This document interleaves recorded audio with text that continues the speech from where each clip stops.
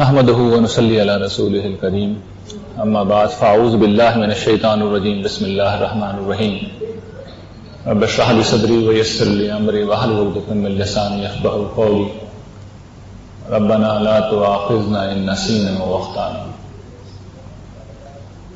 حاضرین گرامی کرر، سب سے پہلے تو یہ طالب علم خواتین و حضرات کا بے حد شکر گزار ہے کہ آج چھٹی والے دن آپ لوگ اپنا آرام قربان کر کے یہاں تشریف لائے ہیں۔ اللہ تعالیٰ آپ کو اس کی بہترین جزائے خیر دے۔ حاضرین، اللہ تعالیٰ نے فرشتوں کو جب اپنے اس منصوبے سے آگاہ کیا تھا کہ وہ اس زمین پر انسانوں کو بسانے والے ہیں، تو اس کے لیے ایک تعبیر اختیار کی تھی۔ قرآن مجید میں وہ تعبیر اس طرح بیان ہوئی ہے کہ انی جاعل فی الارض خلیفہ، میں زمین پر ایک خلیفہ بنانے والا ہوں۔ خلیفہ کا مطلب ہوتا ہے صاحب اقتدار، ہستی۔ یہ بات آج ہم سر کی آنکھوں سے دیکھ سکتے ہیں کہ انسان کو اس سرزمین میں، اس دھرتی پر اقتدار حاصل ہے، لیکن انسانی تاریخ میں ایک وقت گزرا ہے اور ایک بہت طویل وقت ایسا گزرا ہے جب انسان کی حیثیت اس قدرہ ارض پر بسنے والی دیگر انواع کی طرح بس ایک نوع، ایک اسپیشیز کی ہی تھی۔ اس سے علاوہ انسانوں کی کوئی حیثیت نہیں تھی۔ انسان اپنی تعداد کے اعتبار سے، اپنی طاقت کے اعتبار سے کسی طرح دیگر حیوانات یا دیگر مخلوقات کے مقابلے میں بڑھتر نہیں تھے۔ انسان نہ پرندوں کی طرح اڑ سکتے تھے، نہ مچھلیوں کی طرح تیر سکتے تھے، اور نہ زمین پر دیگر جانداروں کی، دیگر جانوروں کی رفتار کا مقابلہ کر سکتے تھے۔ انسانوں کا سامنا کبھی شیر، چیتے، کسی اور درندے سے ہو جاتا تو جان بچانا مشکل تھا۔ یہ تو بڑی چیزیں ہیں۔ ایک مچھر بھی انسانوں کو بڑی تعداد میں ان کی ہلاکت کا باعث بنتا رہا ہے، ملیریا کے ذریعے سے، پلیگ کے ذریعے سے، وائرسز، بیکٹیریاز۔ ہر دور میں انہوں نے بستیاں کی بستیاں خالی کی۔ انسان اتنا بے بس رہا، اتنا بے کس رہا، اور یہی بے کسی فطرت کی ان طاقتوں کے معاملے میں تھی جو ویسے تو انسان کی پرورش میں اپنا حصہ لیتی ہیں، لیکن ہوا جب آندھی بنتی، پانی جب سیلاب بنتا اور زمین جب زلزلے اگلتی تو انسانوں کی بستیاں در بستیاں برباد ہو جاتی۔ یہ انسانوں کی پوری تاریخ رہی، لیکن اللہ تعالیٰ نے انسانوں کو عقل دی، انہیں اجتماعیت کا شعور دیا۔ ان چیزوں کو استعمال کرتے ہوئے انسان نے اپنے قدم جمانا شروع کیا، اور اب حال یہ ہے کہ انسان اس دھرتی کا بادشاہ ہے، اس کا مکمل غلبہ یہاں پر قائم ہے۔ وہ جہاں چاہتا ہے رہتا ہے، جہاں چاہتا ہے بستا ہے، جہاں چاہتا ہے بستی بساتا ہے، جہاں چاہتا ہے گھر بناتا ہے۔ دیگر جاندار انسانوں کے مقابلے میں پیچھے ہٹنے پر خود کو مجبور پاتے ہیں۔ آج حال یہ ہے کہ بحر و بر کو چھوڑ کر ہمارا اقتدار خلا میں قائم ہے۔ سیٹلائٹ آسمانوں میں جو ہم بھیجتے ہیں وہ ہمیں جی پی ایس سسٹم دیتے ہیں جو لمحے لمحے کی پوزیشن کسی بھی چیز کی، کسی شخص کی بتا سکتے ہیں۔ ہم موسموں کی پیشگوئی کر سکتے ہیں، طوفان کب آئے گا، کس طرح آئے گا، کب بارش ہوگی، کب موسم ابرالود ہوگا، کب موسم کھلا ہوا ہوگا، سب پہلے سے ہمیں معلوم ہوتا ہے۔ انسان موسموں کو کنٹرول کر لیتا ہے۔ باہر سخت گرمی ہے اور ہم ایئر کنڈیشننگ کے ذریعے سے اندر سخت قسم کی سردی پیدا کر سکتے ہیں۔ باہر سخت قسم کا موسم اگر سرد ہے تو ہم ہیٹنگ سسٹم کو استعمال کر کے اندر مناسب اور خوشگوار موسم پیدا کر سکتے ہیں۔ اندھیرے ہم نے شکست دے دی ہے، اندھیروں کو شکست دے کر ہم نے اپنی راتوں کو روشن کر لیا ہے۔ ہم نے فاصلوں کو مستقر کر لیا ہے، وہ فاصلے، وہ راستے جو ہزاروں میل پر مبنی ہیں اور انسان مہینوں میں طے کرتے تھے، ان فاصلوں کو انسان اب چند گھنٹوں میں طے کر سکتا ہے۔ روایت کمیونیکیشن کا عالم یہ ہے کہ ہمارے عزیز و اقربا جن کو خطوط بھیجنے میں پہلے مہینوں اور شاید ہفتے لگتے تھے، اور اب معاملہ یہ ہے کہ وہ ہمارے سامنے بیٹھے ہوتے ہیں کسی دوسرے ملک میں، کسی دوسرے بر اعظم میں، اور ایسے گفتگو ہو رہی ہوتی ہے گویا کہ ایک کمرے میں ہم ان سے بات کر رہے ہیں۔ اس طالب علم کو تو یہ تجربہ بھی ہوا ہے کہ آن لائن پڑھاتے ہوئے اسٹوڈنٹ کئی شہروں میں، کئی ملکوں ہی میں نہیں بلکہ کئی بر اعظموں میں موجود ہیں، وہ ہماری تصویر دیکھ رہے ہیں، ہم ان کی تصویر دیکھ رہے ہیں، ایک دوسرے سے بات کر رہے ہیں گویا کہ آمنے سامنے بیٹھے ہوئے ہیں۔ تو یہ انسان کی ترقی کا وہ پہلو ہے جو ہمارے سامنے ہے۔ ایسے بہت سے پہلو، میڈیکل سائنس کو لے لیجیے، کیسی غیر معمولی ترقی انسانوں نے کی ہے، اپنی اوسط عمر کو انسانوں نے بڑھایا ہے۔ وہ بیماریاں جو ہلاکت کا پیغام تھی ان کا نام و نشان دنیا سے مٹ چکا ہے، اور جو بیماریاں یقینی موت کا باعث ہوتی تھی آج آپ دیکھیے وہ خود چند گولیوں کی مار ہے۔ یہ انسان کی فتح ہے، یہ انسان کو آسانیاں، سہولتیں اور زندگی کے اندر وہ نعمتیں حاصل ہیں جو کسی زمانے میں بادشاہ کو بھی نہیں ملتی تھیں۔ آج کا عام انسان، میں اور آپ، کسی بادشاہ سے زیادہ اچھی زندگی گزارتے ہیں، لیکن زمین کا یہ بادشاہ اپنی تمام تر طاقت، اپنے تمام تر اختیار اور اپنی تمام تر جاہ و حشمت کے باوجود ایک جگہ پہلے دن سے بے بس رہا ہے، اور وہ مقام ہے موت۔ موت سے کوئی کلوپترا بھی نہیں بچ سکی، کوئی سکندر اعظم بھی نہیں بچ سکا، نہ کوئی آئنسٹائن بچ سکا، نہ کوئی رستم بچ سکا، نہ کوئی تانسین بچ سکا۔ موت ہر مرد کا، ہر عورت کا، ہر رنگ، ہر نسل، ہر خطے کے انسان کا آخری انجام ہے۔ موت کے سوا انسانوں کا کوئی مقدر نہیں ہے، اور اس کے نتیجے میں انسان جس کے مقابلے میں ہر چیز بے بس ہے، انسان اس موت کے مقابلے میں بے بس ہو کر اس دنیا کو چھوڑنے پر مجبور ہو جاتا ہے۔ اور قرآن مجید نے جب اس بات کی، اس چیز کی منظر کشی کی ہے تو ایک بڑی خوبصورت تعبیر اختیار کی ہے۔ میں چاہتا ہوں وہ تعبیر آپ کے ساتھ شیئر کروں۔ قرآن مجید میں بہت سے اقوام کے قصے بیان ہوئے ہیں، وہ کس طرح ہلاک ہوئی، تباہ ہوئی۔ ان میں سے دو اقوام ہیں، قوم شعیب اور قوم سمود، حضرت صالح علیہ السلام کی قوم۔ دونوں کی تباہی کا طریقہ یہ تھا کہ بادلوں نے ایک سائبان بنایا اور اس کے بعد ایک زوردار قسم کا دھماکہ ہوا، کڑک ہوئی، اور اس کے نتیجے میں ان کی بستیاں باقی رہیں، ان کے گھر باقی رہے، ان کی اشیاء فرونوش باقی رہیں، وہ اوندھے گرے رہ گئے۔ تو قرآن اس پہ تبصرہ کرتا ہے دونوں اقوام کے بارے میں، کأن لم یغنوا فیہا، گویا کہ یہ ان گھروں میں بسے ہی نہیں تھے۔ یہ تبصرہ جو انسانوں نے اقوام کے بارے میں کیا، ان لوگوں کے بارے میں کیا ہے، یہ باقی سب لوگوں کے معاملے میں بھی اسی طرح درست ہے۔ اسی جگہ کو لیجیے جہاں ہم موجود ہیں، یہ کلب جم خانہ سب کانٹیننٹ کے جو سب سے قدیم کلبس ہیں ان میں سے ایک ہے۔ 1886 میں یہ بنا تھا، اور اس میں یقیناً فاؤنڈنگ ممبرز بھی ہوں گے، لوگ ایسے ہی آتے ہوں گے، محفلیں آباد کرتے ہوں گے۔ آج دیکھ لیجئے، یہ چھت وہی ہے، یہ در و دیوار وہی ہیں، وہ لوگ کہاں ہیں؟ کأن لم یغنوا فیہا۔ 100 برس پہلے وہ پرانی بات ہے، 100 برس پرانی وہ بات ہے۔ اس دور میں یقیناً لوگ جیتے تھے، بستے تھے، کھاتے تھے، پیتے تھے، ارب سے زیادہ لوگ تو یقیناً موجود ہوں گے۔ موت آئی، ان کو ایک ایک کر کے اپنے ساتھ لے گئی، وہ لوگ اب کہاں ہیں؟ کأن لم یغنوا فیہا، وہ کبھی بسے ہی نہیں تھے۔ حالانکہ آسمان وہی، زمین وہی، چاند وہی، سورج وہی، تارے وہی، وہ لوگ نہیں ہیں۔ اپنے گھروں کو رخ کیجیے اور ذرا ذہن میں لائیے اپنے والدین، وہ دونوں یا ان میں سے کوئی ایک، یا نانا نانی، دادا دادی، کوئی اور بزرگ جو ہمارے ساتھ جیتا بستا رہتا کھاتا پیتا تھا، موت آئی اور اسے اپنے ساتھ لے گئی۔ گھر وہی، جگہ وہی، مقام وہی، وہ لوگ کہاں ہیں؟ کأن لم یغنوا فیہا، یا کبھی بسے ہی نہیں تھے۔ اور بہت جلد یہ سب کچھ میرے ساتھ بھی ہونے والا ہے، اور آپ کو بھی اس سے کوئی استثناء نہیں ہے۔ میرے اور آپ کے گھر ویسے ہی رہیں گے، چیزیں بھی ویسے ہی رہیں گی، موت آئے گی اور مجھے اور آپ کو بھی ساتھ لے کے چلی جائے گی۔ کأن لم یغنوا فیہا، موت وہ مسئلہ ہے جس کا کوئی حل نہیں ہے، یہ وہ سوال ہے جس کا کسی کے پاس کوئی جواب نہیں، یہ وہ الجھن ہے جس کی کسی کے پاس کوئی سلجھن نہیں ہے، یہ وہ بیماری ہے جس کا کسی کے پاس کوئی علاج نہیں ہے، یہ وہ آفت ہے جس سے اس دنیا میں کہیں کوئی عافیت ممکن نہیں ہے۔ لیکن اس صورتحال میں جو قدر مایوس کن ہے، روشنی کی ایک کرن ہے، امید کی ایک شمع ہے جو حضرات انبیاء علیہ السلام نے ہر دور میں جلائی ہے، اور انہوں نے یہ بتایا ہے کہ دیکھو تم خدا کے منصوبے کو سمجھو، اس دنیا میں اس نے تمہیں بسایا ہے، اس نے تمہیں پیدا کیا ہے، اور موت اس کی اسکیم کا حصہ ہے، اور اس دروازے سے گزر کر جب تم دوسری دنیا میں پہنچو گے تو حیات جاودانی تمہاری منتظر ہے۔ یہ راستہ ہے جو ہم تمہیں بتا رہے ہیں، اس پہ عمل کر لو تو ابدی بادشاہی اور ابدی زندگی تمہارا مقدر ہے۔ مگر انسانوں کا المیہ یہ ہے کہ ہر دور کے انسانوں نے انبیاء کی اس دعوت کو کوئی اہمیت نہیں دی، کوئی توجہ نہیں دی۔ سنا ضرور، بہت سے لوگوں نے سمجھا بھی، لیکن اس کو اپنی زندگی نہیں بنایا، بلکہ بہت سے انحرافات پیدا کر لیے۔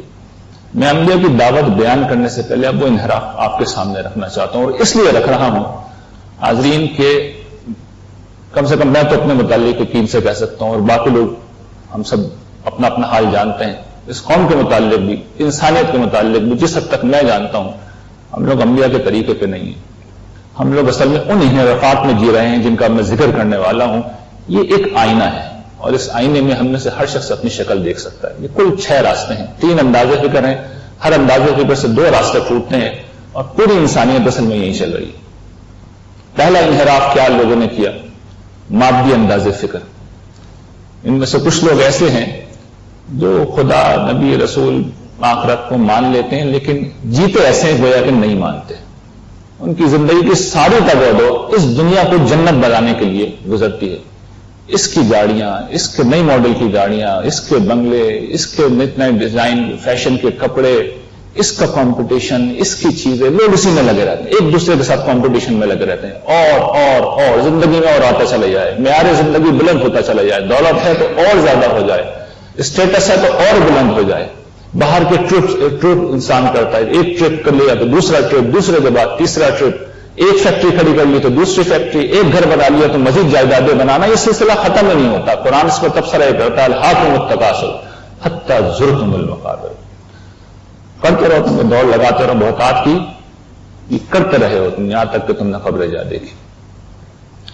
اس میں ایک دوسری اپروچ یہ ہوتی ہے کہ کچھ لوگ, اور اس دور میں اب وہ بہت ہو گئے ہیں, جو اس کو ایک فلسفیکل بنیاد دے دیتے ہیں.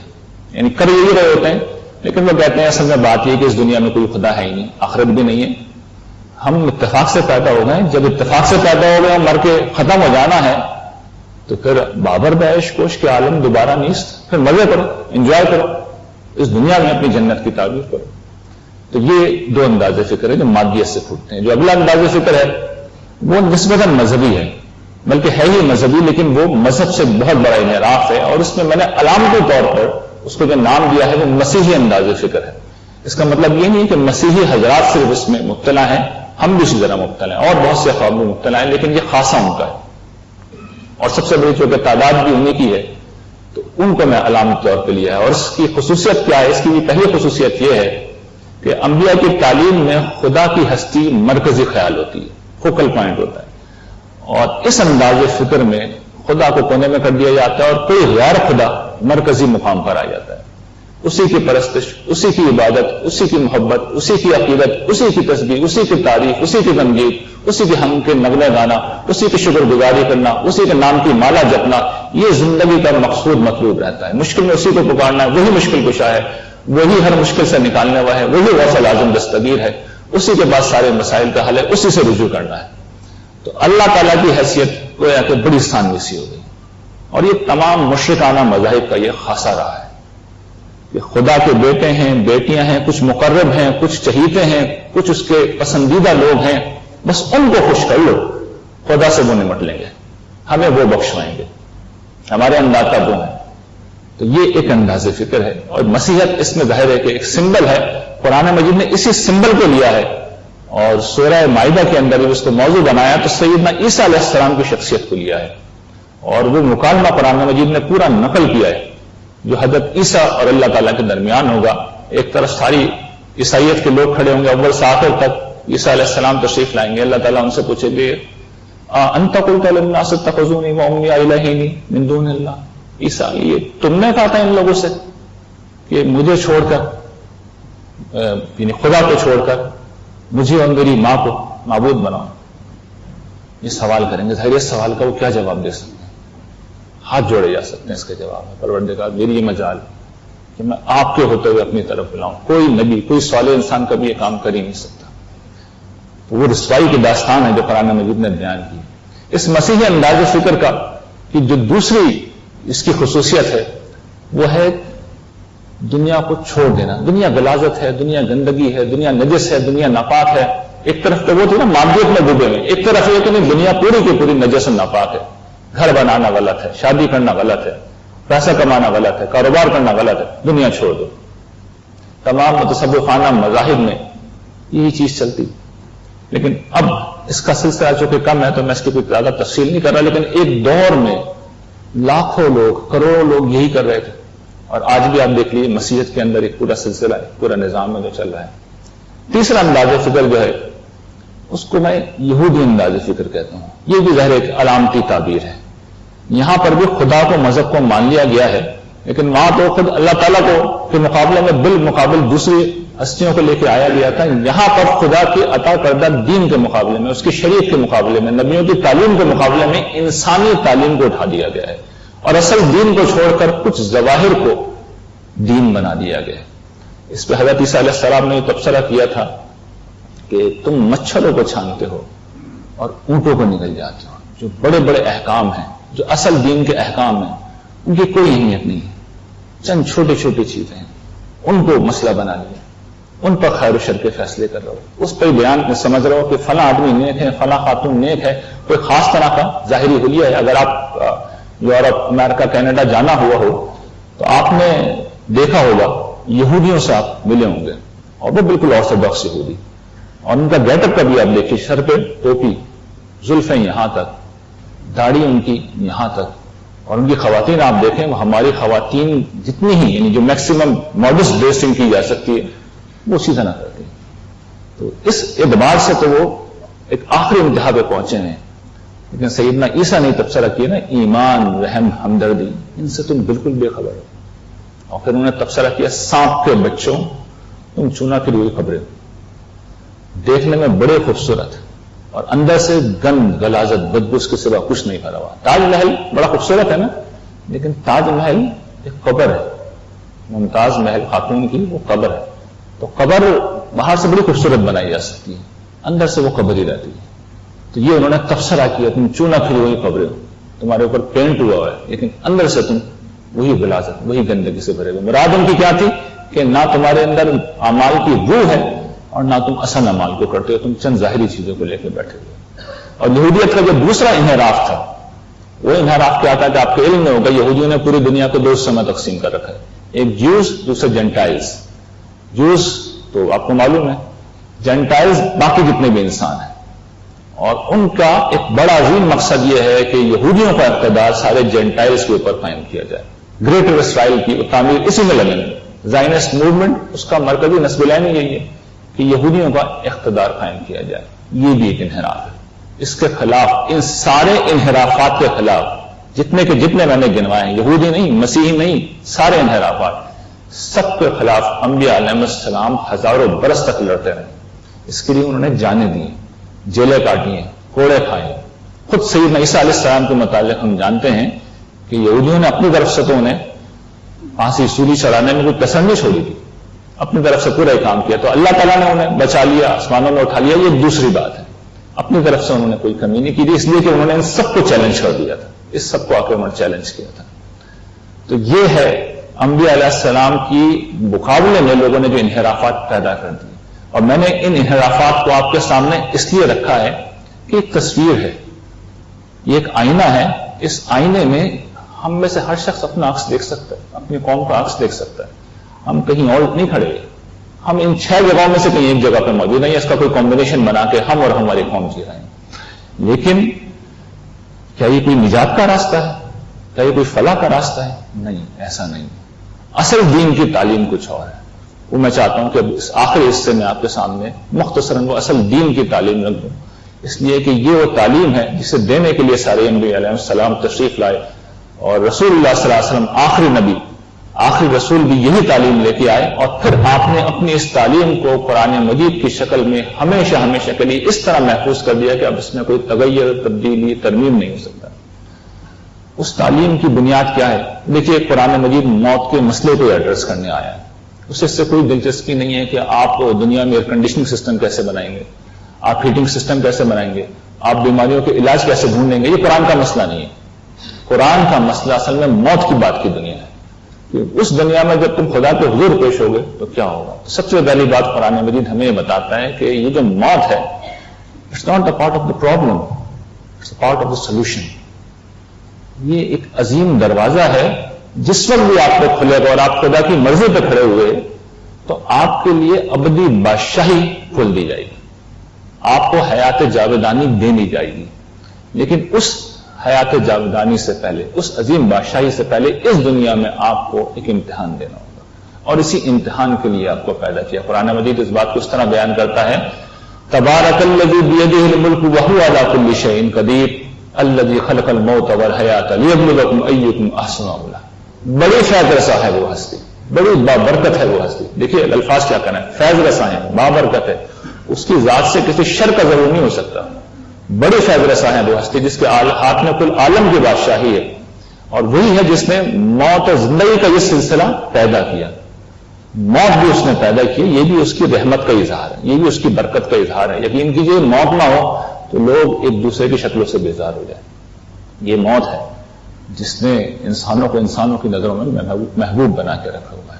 تو یہ بھی خدا کی رحمت ہے, یہ بھی اس کی اسکیم کا حصہ ہے. لیکن یہ سب کچھ کیوں ہے؟ تاکہ تمہیں آزمائے تم میں سے کون ہے جو اچھے عمل کرتا ہے. یہ اچھے عمل کیا ہے اس پہ میں بعد میں آ رہا ہوں, لیکن یہ قرآن مجید پہلی بات بتاتا ہے. اور پھر قرآن مجید بہت تفصیل کے ساتھ اس آنے والی دنیا کا نقشہ کھولتا ہے اور یہ بتاتا ہے کہ دیکھو وہ جنت کیسی ہوگی جہاں پہ تم بسائی جاؤ گے, اور وہ جہنم کیسی ہوگی جس سے پروردگار تمہیں تنبیہ کر رہا ہے, متنبہ کر رہا ہے کہ اس میں مت جانا, کوئی ایسے کام نہ کرنا کہ تم اس میں جاؤ. اور پھر یہ بتاتا ہے کہ دیکھو جس طرح افراد مرتے ہیں سارے کے سارے انسان بھی ایک روز مریں گے. وہ قیامت کے دن ہوگا, موت آئے گی, پوری انسانیت کی موت آئے گی. اس دھرتی پر رہنے والا ہر شخص موت کا شکار ہو جائے گا. کیا مرد, کیا عورت, کیا بچے, کیا بوڑھے, جو جس حال میں ہوگا وہ ختم ہو جائے گا اور پورا نظام ہستی دھرم بھرم ہو جائے گا. چاند, سورج, ستارے سب تباہ و برباد ہو جائیں گے. زمین زلزلے پہ زلزلے آنا شروع ہوں گے, سمندر ابل جائیں گے, پہاڑ بکھر جائیں گے, ہوا میں اڑنے لگیں گے, ریزہ ریزہ ہو جائیں گے, پورا نظام ختم ہو جائے گا, انسان بھی مر جائے گا. پھر ایک روز تم اپنے رب کے حضور پیش کیے جاؤ گے. اس طرح پیش کیے جاؤ گے کہ تمہاری زبان سے نکلا ہوا ایک لفظ بھی تم اپنے نامہ اعمال میں لکھا ہوا پاؤ گے. مَا يَلْفِظُ مِنْ قَوْلٍ إِلَّا لَدَيْهِ رَقِيبٌ عَتِيدٌ. ایک لفظ زبان سے نہیں نکلتا مگر ایک مستعد نگران اس سے لکھنے کے لیے موجود ہے. اور حال یہ ہوگا وَمَن يَعْمَلْ مِثْقَالَ ذَرَّةٍ خَيْرًا يَرَهُ وَمَن يَعْمَلْ مِثْقَالَ ذَرَّةٍ شَرًّا يَرَهُ. رائی کے دانے کے برابر بھی کوئی خیر کیا ہے وہاں موجود پاؤ گے, اور رائی کے دانے کے برابر بھی کوئی شر کیا ہے اس کو بھی وہاں پر دیکھ لو گے. اور پھر آخری معاملہ یہ ہوگا ان الابرار لفی نعیم وان الفجار لفی جحیم. جو وفادار ہیں, جو نیکوکار ہیں, وہ جنت کی ابدی بادشاہی میں بسا دیے جائیں گے, اور جو بدکار تھے, وہ نافرمان تھے, وہ ہلاکت کی جگہ پہ جہنم کے اندر بھیج دیے جائیں گے. یہ ہے وہ منصوبہ جو انبیاء علیہ السلام پیش کرتے ہیں. اس کا پہلا جز ہے. دوسری چیز جو بیان کرتے ہیں, جو قرآن مجید نے جس کو موضوع بنایا اور بہت تفصیل کے ساتھ موضوع بنایا ہے, وہ راستہ بتایا ہے کہ نجات کیسے ملتی ہے. اور اس کا مرکزی خیال کیا ہے؟ اس کا مرکزی خیال یہ ہے کہ تم خدا کی ہستی کو اپنی زندگی کا مرکزی خیال بنا لو. یہ قرآن مجید کی تعلیمات کا خلاصہ ہے. وہ تمہارا رب, تمہارا آقا, تمہارا مالک تم پہ کوئی چھوٹا سا احسان بھی کر دے تو تم شکریہ ادا کرتے ہو نا. اس نے تمہیں سب کچھ دے رکھا ہے, ہاتھ, پاؤں, آنکھیں, رشتے ناطے, زندگی, جو نعمت, کون سی نعمت ہے جو تمہیں نہیں ملی ہوئی, اور اس میں سے ایک نعمت بھی وہ چھین لیں, زندگی عذاب ہو جائے گی تمہارے لیے.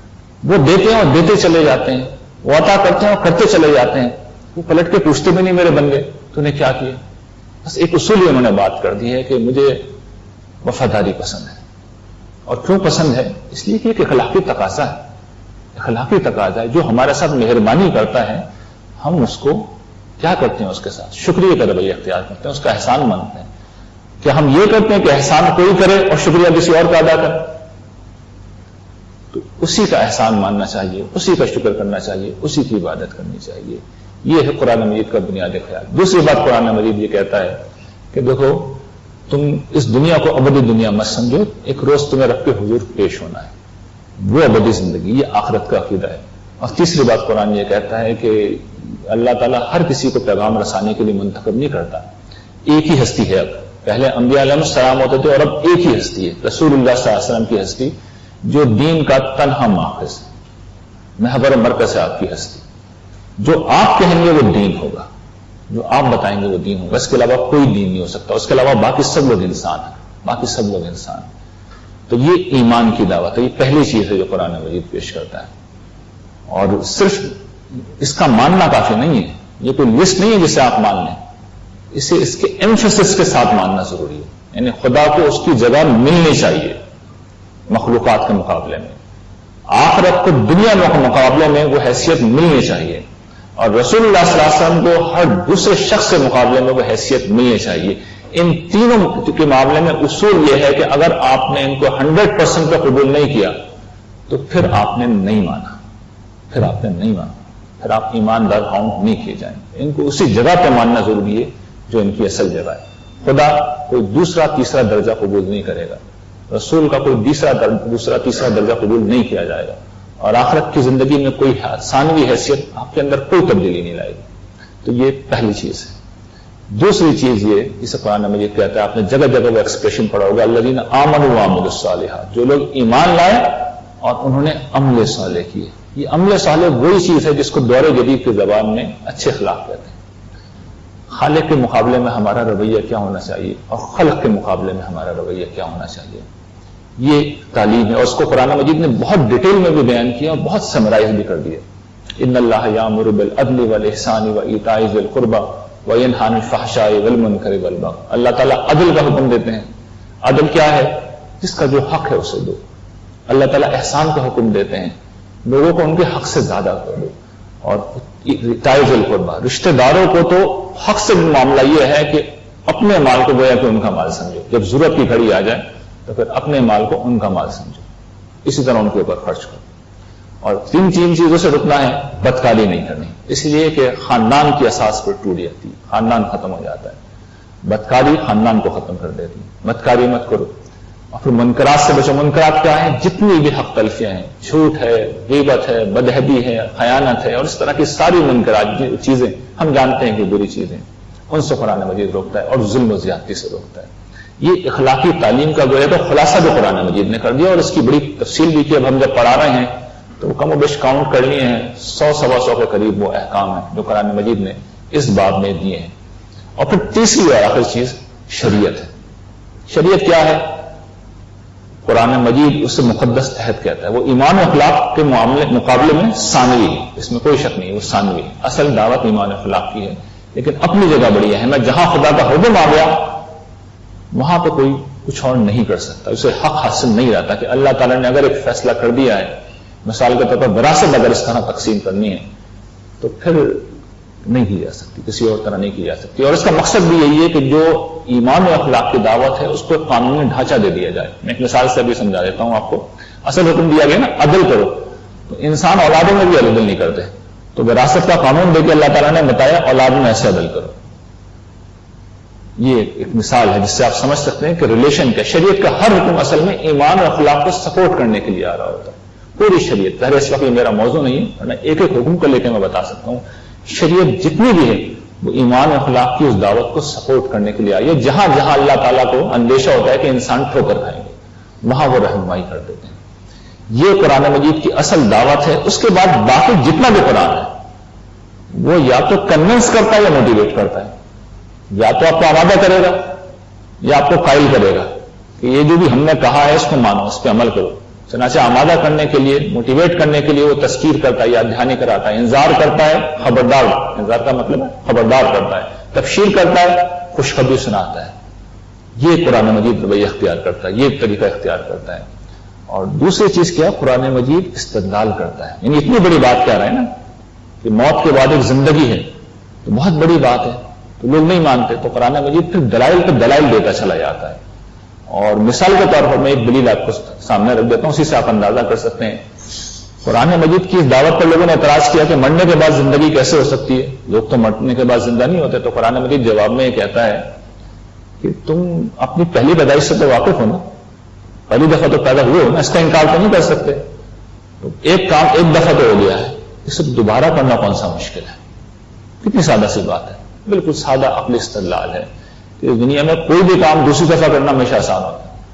پہلی دفعہ جب کوئی ماڈل نہیں ہے, کوئی نمونہ نہیں ہے, کوئی پہلے ایسی کوئی چیز ہوئی بھی نہیں, تو اللہ تعالیٰ نے تم عدم میں تھے تب تمہیں پیدا کر دیا, تو اب تو تم پورے انسان بن کے سامنے آ چکے, دوبارہ بنانا کیا مشکل ہے. اس طریقے سے قرآن انفس و افاق کے بہت سے دلائل پیش کرتا ہے. لوگ انہیں نہیں مانتے تو پھر آخری مرحلے میں قرآن ایک امپیریکل ایویڈنس دیتا ہے. امپیریکل ایویڈنس کا مطلب یہ ہوتا ہے کہ حسی مشاہدے سے, اپنی آنکھوں سے تم دیکھ لو. اللہ تعالیٰ کہتے ہیں تم لوگ نہیں مانتے, آخرت کو نہیں مانتے, سزا کو نہیں مانتے, تمہیں اعتبار نہیں ہے میری بات کا, ہم اسی دنیا میں تمہیں برپا کر کے دکھاتے ہیں. چنانچہ وہ مختلف اقوام کا انتخاب کرتے ہیں, اس میں رسول کو اس چیلنج کے ساتھ بھیجتے ہیں کہ یہ دعوت ہم دے رہے ہیں تمہیں, ایمان و اخلاق کی جو دعوت میں نے بیان کی, اس دعوت کو تم مانو گے, تم مانو گے, اور اگر نہیں مانو گے تو اسی دنیا میں تمہیں عبرت کا نشان بنا دیں گے.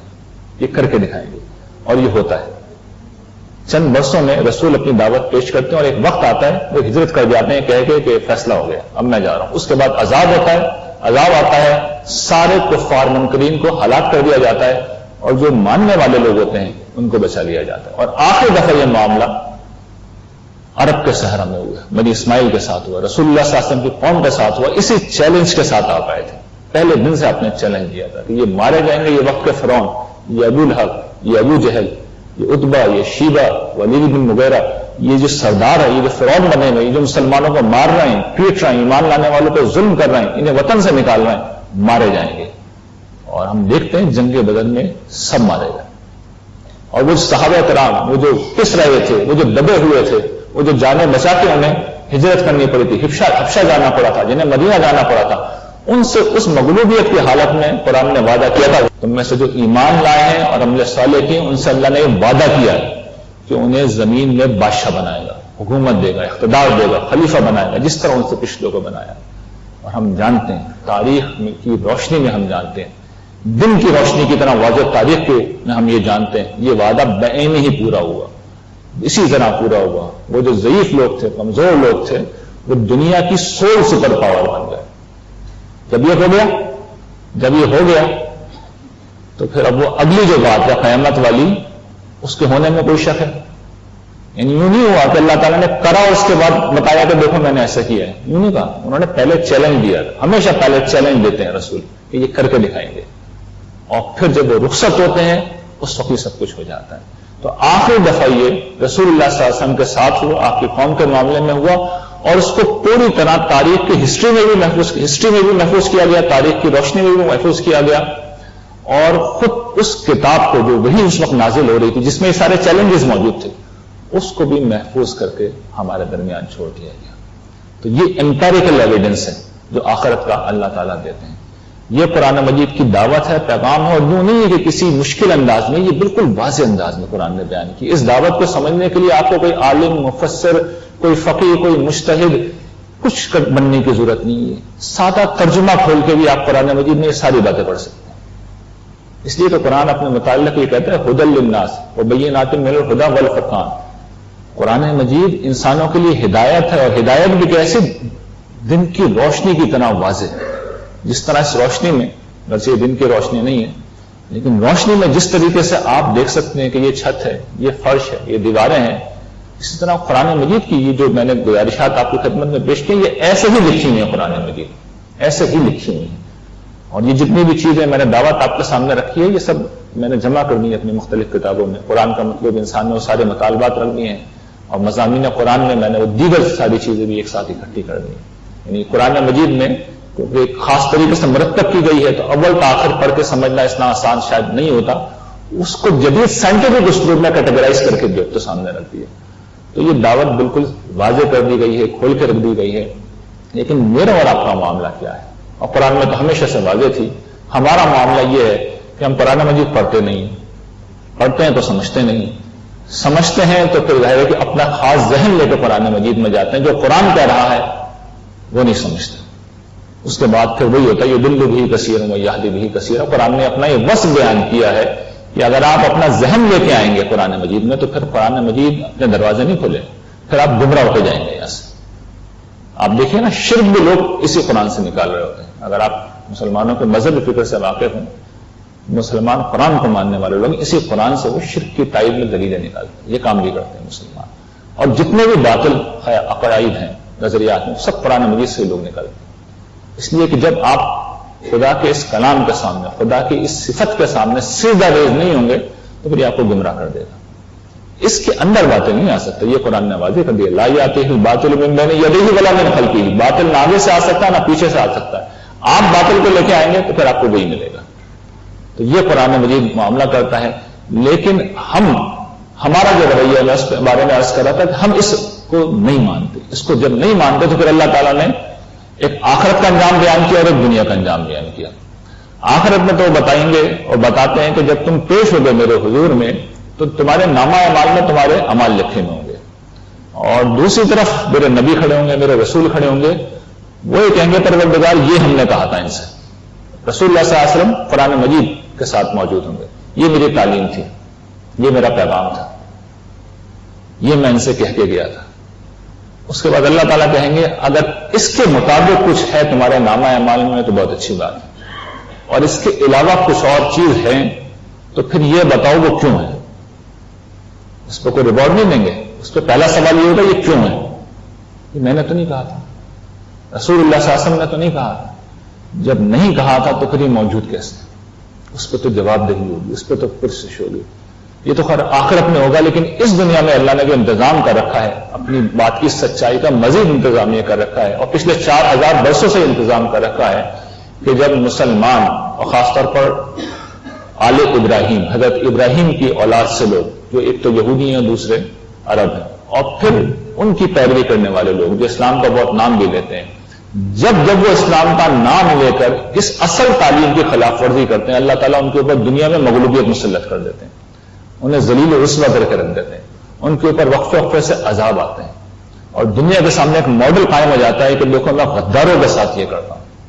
اور صحابہ کرام کے بارے میں آپ کو بھی آیت یاد ہے نا جو میں نے پڑھی تھی, ان سے وعدہ کیا تھا کہ تمہیں زمین کا اقتدار دوں گا, انہیں اقتدار دیا. حضرت داؤد سے یہ وعدہ کیا تھا, حضرت سلمان سے یہ وعدہ کیا تھا, انہیں اقتدار دیا. جب یہود نے سرکشی اختیار کی تو کبھی ٹائٹس کے ذریعے سے ان کی پٹائی کرائی, اور کبھی عراق سے آشوری حکمران کو بھیج دیا ان کے لیے بخت نصر کو, اس نے ان کو ہزاروں لاکھوں لوگوں کو قتل کر دیا. تو یہی مسلمانوں کی اس دنیا میں بھی ذلت و رسوائی کا سبب ہے. آخری گزارش مجھے یہ کرنی ہے کہ یہ ساری بات اگر واضح ہو گئی ہے تو میری اور آپ کی چوائس کیا ہے, میرے اور آپ کے پاس راستہ کیا ہے. دیکھیے ہمارے پاس راستہ ایک تو یہ ہے کہ ہم اسی طرح زندگی گزاریں, بہت اچھی بات ہے. میں عرض کر چکا ہوں موت سے کسی کو مفر نہیں ہے, تو کالم جب نفیہ پچھلے بھی گزرے ہم بھی گزر جائیں گے, جلد یا بدیر پیش ہوں گے اللہ تعالیٰ کی بارگاہ میں, اور وہاں پر اللہ تعالیٰ فیصلہ کریں گے. لیکن اللہ کا شکر ہے کہ ابھی سانس آ رہی ہے, ابھی وقت باقی ہے, ابھی مہلت عمل باقی ہے. پھر خدا را اس راستے کو اختیار کرنے میں دیر نہ کریں. جو ہم اس میں خدمت انجام دے سکتے تھے اور دے رہے ہیں وہ یہ کہ پوری طاقت پوری توانائی سے اس اصل دعوت کو سامنے رکھیں, اس کے صحیح ایمفیسس کے ساتھ. یعنی یہ دعوت قرآن میں تحریف نہیں ہو سکتی, تبدیلی نہیں ہو سکتی, قرآن کہیں جا نہیں سکتا, لیکن یہ تو ہو سکتا ہے نا اس کو غیر اہم بنا دیا جائے. یہ ہوا ہے, ہم نے اس کے ایمفیسس کو بھی نمایاں کر دیا کہ یہی اصل تعلیم ہے, یہی اصل پیغام ہے, یہی اصل حکم ہے. اور دوسری جو خدمت اب ہم سر انجام دے رہے ہیں کہ یہ راستہ بڑا مشکل راستہ. دیکھیے جب سب لوگ ہی بد اخلاق ہوں تو اخلاقی رویہ اختیار کرنا بہت مشکل ہوتا ہے. یہ گویا کہ ایسا ہی ہے جیسے آپ نے انگارہ ہاتھ میں اٹھا لیا, ایک مشکل راستہ ہوتا ہے, بہت مشکل کام ہے. تو اس کے لیے اگر کچھ فیسلیٹیشن ہم دے سکتے ہیں تو ہم نے کچھ تربیتی کورسز کرا رہے ہیں, اس میں لوگ شریک ہوتے ہیں, شامل ہوتے ہیں, اور میں نے یہ دیکھا ہے کہ جو شخص اس سے گزر جاتا ہے سیریسلی اس میں بہت بہتری آ جاتی ہے. اس لیے کہ ہم کوشش کرتے ہیں جو نفسیات ان چیزوں کو گائیڈ کرتی ہے, بیہیویئر ماڈیفیکیشن کی سائیکو انالیسس کر کے وہاں پر ہم لوگوں کی جس حد تک مدد دے سکتے ہیں اس راستے میں مدد دے سکیں. اور یہ ہماری کوشش, اللہ کا شکر ہے ابھی تک جن لوگوں نے اس کورس کو کیا ہے وہ کامیاب رہے ہیں. تو اس ایمان و اخلاق کی دعوت کو بلند کرنا اور اس کے بارے میں فیسیلیٹیٹ کرنا یہ ہمارا نسق العین ہے. آپ سے درخواست یہی کہ اس کا حصہ بنیے, اس لیے کہ جیسے کہ میں نے عرض کیا موت وہ سوال ہے جس کا جواب اگر کسی کے پاس نہیں ہے تو میرے اور آپ کے پاس بھی نہیں ہے. یہ اگر مسئلہ ہے اس کا کوئی حل اگر کسی کے پاس نہیں ہے تو میرے اور آپ کے پاس بھی نہیں ہے. یہ اگر آفت ہے اور اس سے عافیت کا کوئی راستہ اگر کسی کے پاس نہیں ہے تو میرے اور آپ کے پاس بھی نہیں ہے. تو اس وقت کی تیاری کیجیے اور اس وقت کو غنیمت سمجھیے جو اس وقت ہمیں حاصل ہے. ہماری سانس آ رہی ہے, ہم اللہ تعالیٰ کی حمد کرنے کا موقع رکھتے ہیں, اس کی تعریف کرنے کا موقع رکھتے ہیں, اس کی تصویر کرنے کا موقع رکھتے ہیں, اس کی بات ماننے کا موقع رکھتے ہیں. یہ موقع رکھتے ہیں کہ اللہ تعالیٰ فرشتوں سے مخاطب ہو کے کہیں کہ یہ میرا بندہ ہے, یہ میری بندی ہے, اس کو کسی نے گن پاؤنڈ پہ نہیں لے رکھا, اس کا کوئی مفاد وابستہ نہیں ہے, پھر بھی یہ میری بات مان رہا ہے. اللہ تعالیٰ فخر کرتے ہیں ان لوگوں کے اوپر, اور قیامت کے دن ان کے سر پہ اللہ تعالیٰ عزت کا تاج رکھیں گے. تو ہم میں سے ہر شخص کی یہ خواہش ہونی چاہیے کہ عزت کا اور ابدیت کا یہ تاج اللہ تعالیٰ ہمارے سر پہ رکھیں. وآخر دعوانا الحمدللہ رب العالمین.